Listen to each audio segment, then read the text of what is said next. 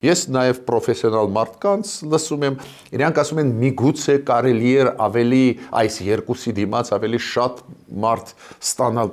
Մենք կարող ենք քննարկել, բայց միտքը ու գլխավոր միտքը շատ կարևոր միջազգային փորձից։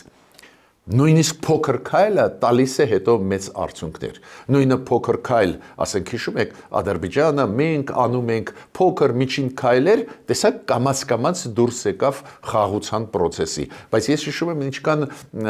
ես կասեի այդպես անհավատ մարդիկ լիքն էին, չի կարելի հավատալ, ես էլ մեկ-մեկ ասում եի, գիտեք, շատ դժվար է հավատալ։ Այսօր մի բան են ասում, վաղը մի այլ բան, բայց քայլ առ քայլ համբերատար կառավարությունը կարողացավ հասցնել այն վիճակի, որ կոպիտ ասած Ալիևը ուրիշ տարբերակ չունի։ Ուզած պետք է դա անի, որ ինքն էլ շահի այդ մեծ process-ից։